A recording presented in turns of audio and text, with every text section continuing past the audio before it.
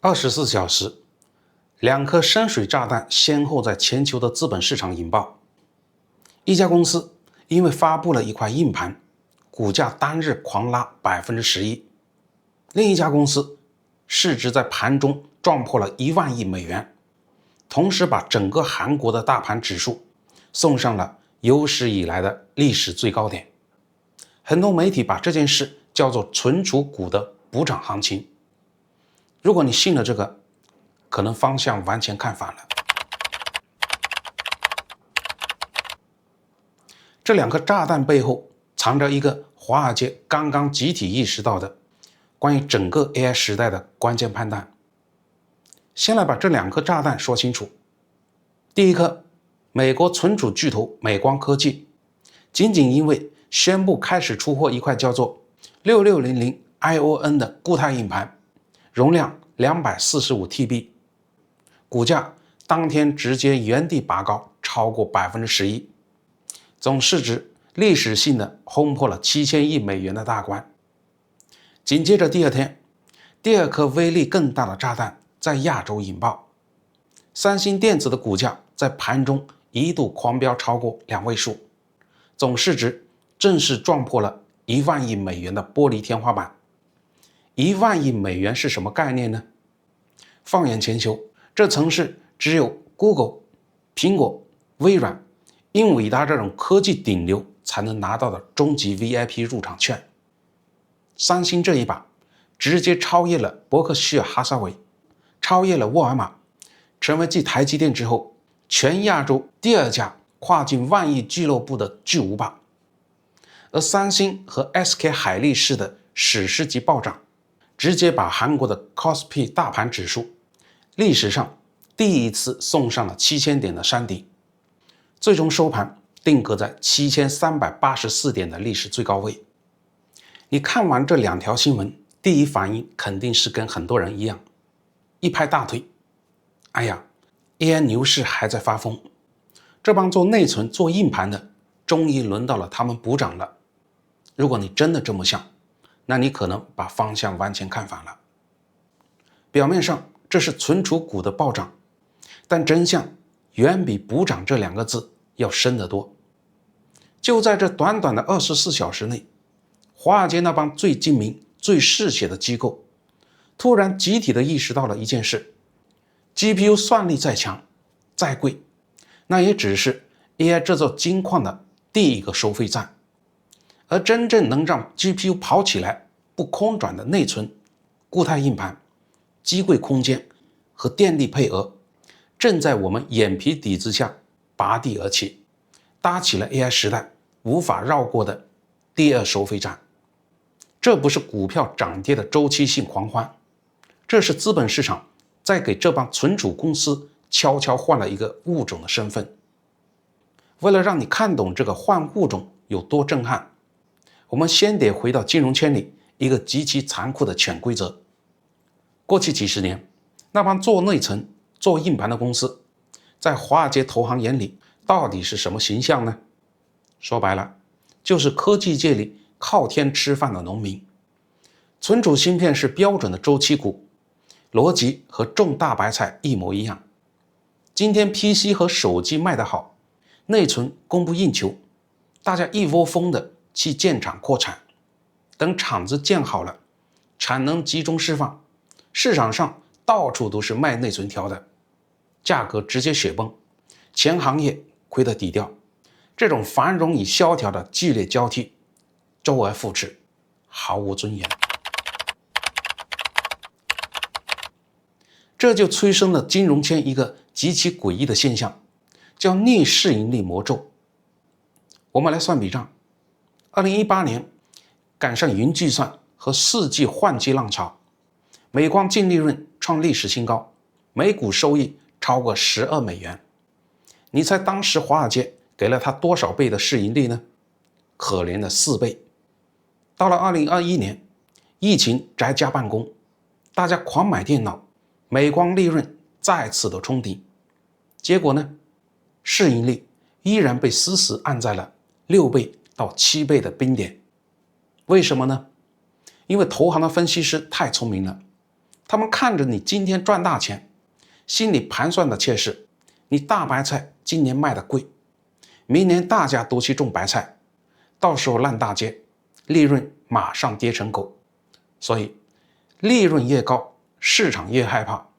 给的估值就越低。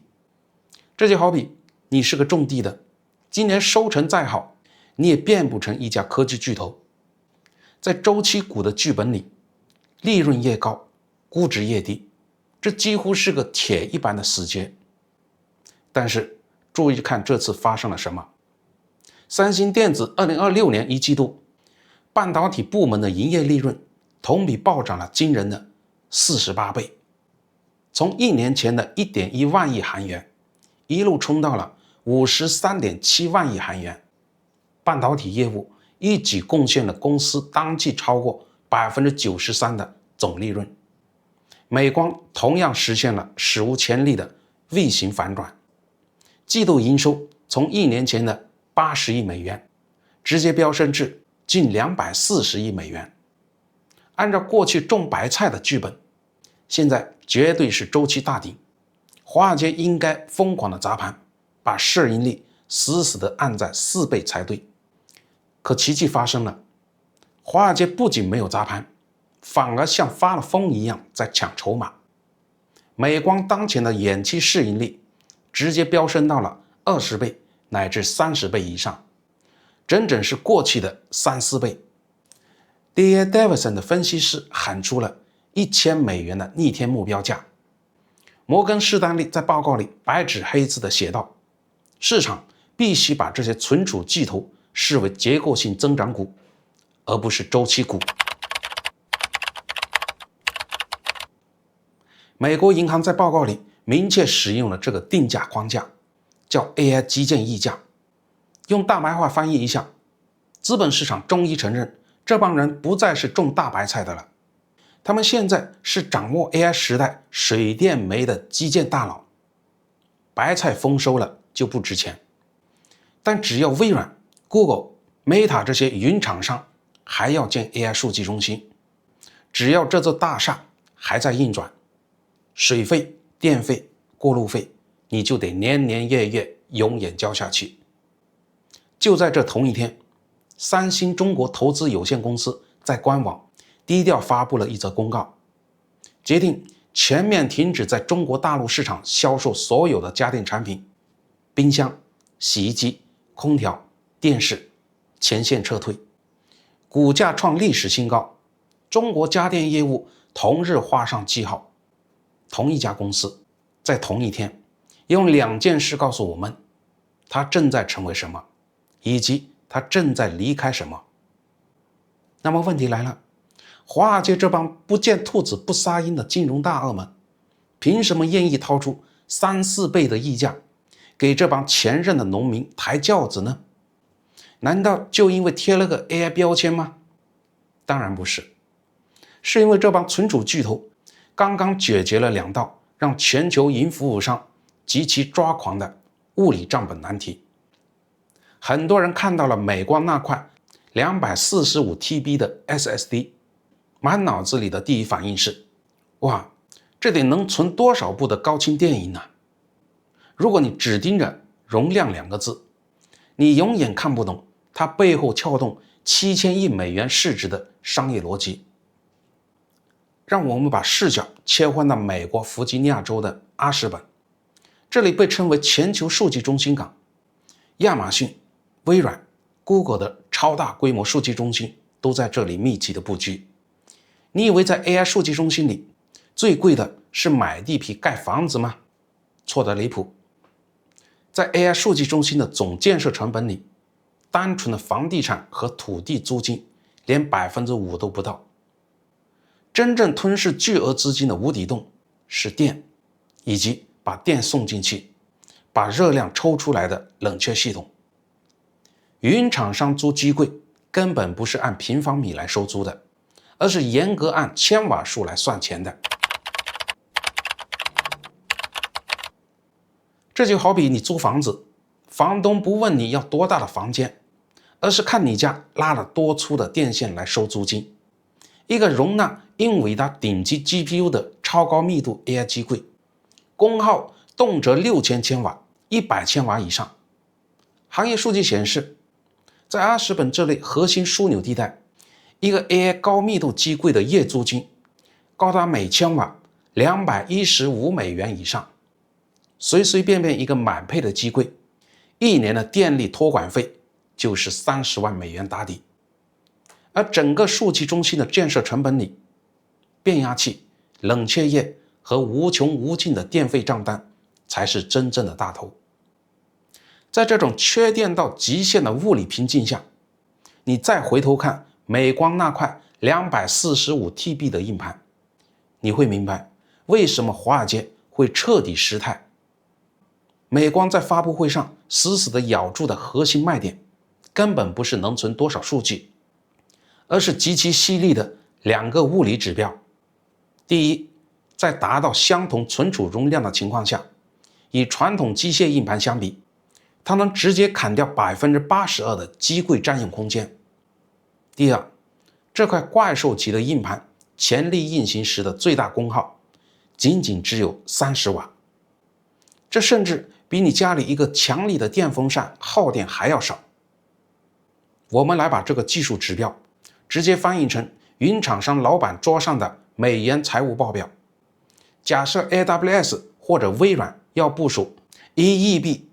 也就是1000个 PB 容量的数据湖，用以前的传统硬盘方案需要塞满整整31.5个高密度的机柜，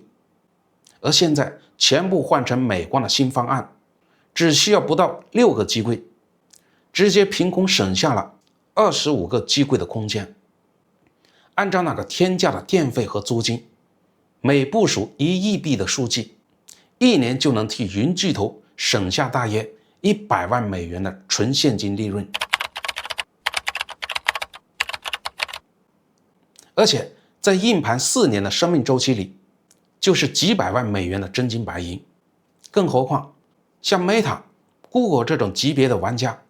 他们的数据中心容量都是按照成百上千个亿币来计算的。这哪里是在卖硬盘呢？这根本是在变魔术，把这些巨耗电、巨占地方的陈旧基础设施全部压缩清空，硬生生的从已经紧绷到极限的电网里抠出了宝贵的电力余额和机柜的空间。存储芯片已经从一个插在主板上的普通电脑零件，悄悄地异化成了死死卡住云厂商脖子的预算控制点。但省电省空间还不是华尔街这次疯狂抬轿子的最大原因，最大的恐惧藏在英伟达的身后。省下几百万的电费和机柜的租金确实很香，但这还不足以支撑起三星破万亿、美光破7000亿的史诗级暴涨。真正让云巨头们陷入极度恐慌，不得不疯狂给存储公司砸钱的原因，藏在英伟达的身后。他们惊悚地发现，自己花了几百亿美金买来的那个高高在上的第一收费站英伟达 GPU， 既然大量的时间里根本没在干活，而是在发呆。为了让你秒懂这件事有多要命，我打个通俗的比方，英伟达的顶级 GPU 就像是一个时薪1万块的顶级米其林大厨，他切菜炒菜的速度快如闪电，天下无敌。但是这家叫 AI 数据中心的大饭店，后厨送菜的通道太窄了，传菜的服务员是个瘸子，大厨3秒钟就把手头的菜炒完了，一回头下一盘的配菜居然还没送过来。这位时薪1万块的顶级大厨能干嘛呢？只能双手交叉站在灶台前发呆。大厨发呆的时候不干活，但大厨的天价时薪，你作为老板依然得一分不少的照付。这不是段子，这是此时此刻正在全球各大云服务商机房里上演的，每天蒸发掉上亿美元的算力困境。根据 Cast AI 发布的2026年 Kubernetes 优化状态报告，这份报告分析了横跨 AWS、Azure、Google 云的近23000个真实的生产激情，得出了一个令人非常吃惊的结论：企业级 GPU 的平均利用率只有 5%。也就是说，这些动辄3-4万美金一块的算力卡，有整整 95% 的算力正在空转浪费。即便是优化做到最好的头部企业 ，H100 的利用率也只有不到 30%。你算算这笔账到底有多恐怖？单张 H100 显卡的采购价动辄好几万美金，云端租金成本大约是每小时 2.5 美金。如果它有 70% 到 95% 的时间在发呆，那就等于云厂商老板每年在一张显卡上就白白烧掉了接近1万美金的硬件折旧和高昂的电费。老板花了几百亿买来一堆在机房里摸鱼的大爷，这谁受得了呢？当然，我们必须非常谨慎地界定一个边界。GPU 的空转并不100%全是存储的锅，网络交换机的延迟、软件调度的低效，甚至供电的不稳定，都会造成闲置。但是，在这个深不见底的算力黑洞里，存储和数据搬运系统是目前最核心，也最容易被资本市场用真金白银砸出效果的物理瓶颈。所以，老板们的选择只有一个：砸钱，把送菜的通道给我死死的拓宽。这就是存储巨头们敢以坐地起价，建起第二收费站的最大底气。老板们决定把送菜通道砸宽，那么在 AI 机柜这个小小的铁盒子里，一场极其激烈的利润分赃游戏就此进入高潮。等我们把这场分赃游戏说清楚，你就会明白为什么你下一台笔记本电脑的价格标签跟这里有直接的关系。我们拿个放大镜去拆解一下最新一代 AI 机柜的硬件物料成本清单，看看里面的资金流向是怎么被存储巨头一步步的夺钱的。回到2-3年前的 H100 时代，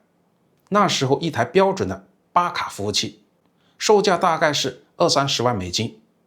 里面的 HBM 高带宽内存、普通系统内存，加上几块高速企业级 SSD， 在整机总造价里满打满算也就占 20% 到 25%。 那时候英伟达的逻辑算力芯片是绝对的主角，吃肉喝汤，钱占了。但现在呢，时代变了，到了当下的 GB200 NVL72 整机柜时代，这已经不是一台服务器了，而是一个通过铜缆绑在一起的巨型算力怪兽。单机柜的市场造价将近300万美金。3月底我们拆解美光暴跌那期，我们说过 HBM 占 DGX B200 成本的 45% 这个比例。现在 GB200 NVL72 的数据进一步的印证了这个方向。这个机柜里塞进了 13.4TB 的极速 HBM31 内存， 17TB 的低功耗系统内存，还有最高144块海量的企业级 SSD。 把这些存储硬件的账单加在一起，广义的存储系统成本在这个300万美金的机柜里占比已经飙升到了 45% 到 50%。 这就完了吗？远远没有。根据产业链的最新预测，到即将量产的下一代 Vera Rubin 架构时代，单机柜的造价预期将窜升至800万乃至逼近1000万美金。为什么这么贵呢？因为 GPU 越来越快，为了喂饱它，光是采购下一代的 HBM4 内存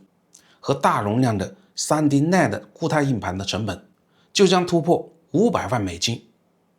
与存储直接相关的硬件成本占比将历史性的突破 60% 的绝对红线，从 20% 到 45%，再到未来的 60%。纯粹的逻辑计算单元正在退居次席，整个 AI 顶尖计算系统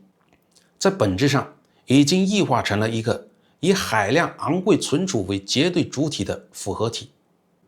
原本是配角的送菜员，现在拿的工资已经比顶级大厨还要高了。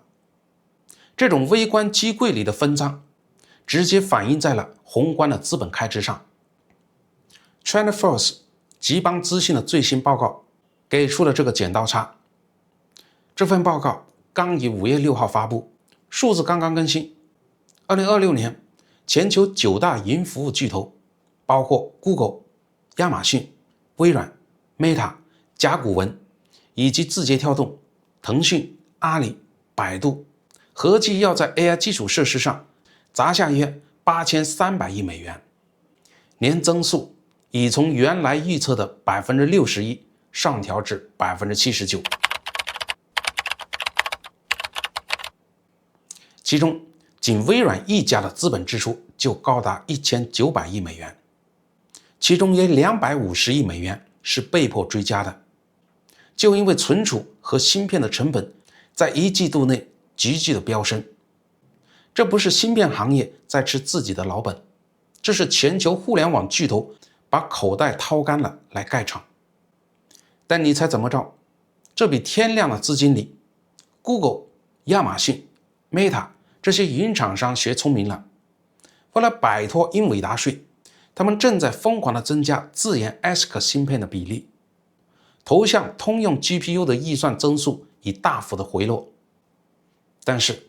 不管你用英伟达的卡还是用你自己研发的芯片，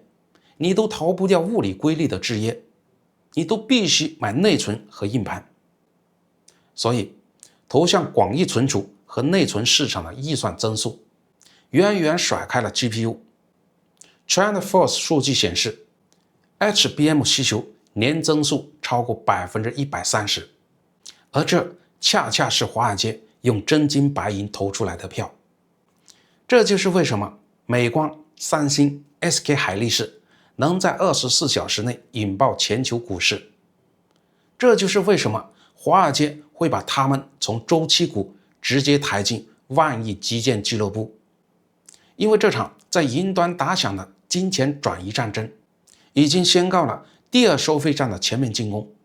而且收费的费率正在指数级的上涨。好，整个商业逻辑的闭环打通了。那么这场听起来离我们很远的神仙打架，跟你我到底有什么切身的关系呢？如果你是科技股和 AI 概念的投资者，你的底层认知必须进行一次彻底的格式化。过去这2年，大家看 AI 产业链，基本就是闭着眼睛单压 GPU， 谁是算力霸主就买谁。但是进入 AI 下半场，当瓶颈从算力不足变成了数据搬运太慢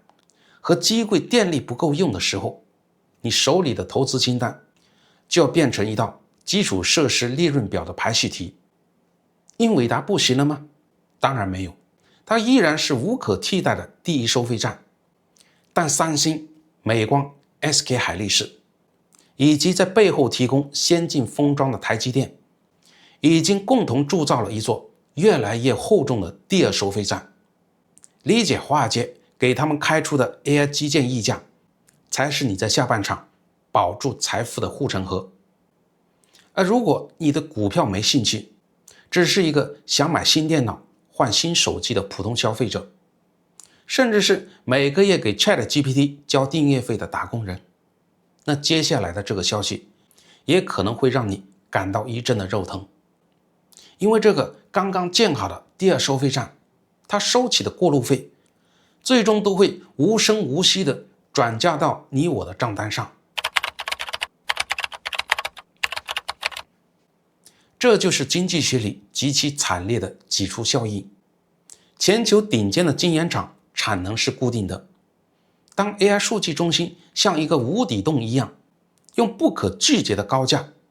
贪婪地吞噬掉全球绝大部分的高端存储产能时，谁被牺牲了呢？是我们用的手机和电脑。前几天我们在苹果砸1000亿回购那期，已经把 Gartner 这组数字拆过一遍了。现在再来看，它的意义完全不一样了。PC 金价涨 17%， 手机金价涨 13%。到2028年，$500以下的平价电脑将在地球上彻底的绝迹。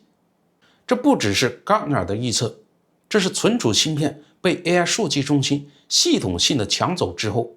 必然发生的价格重力。每一片被分配给 AI 机柜用来堆叠 HBM 的晶圆，都是从你下一台轻薄本和终端手机里硬生生抢走的。AI 数据中心里的算力盛宴和你口袋里的购机预算本质上在争抢同一块晶圆。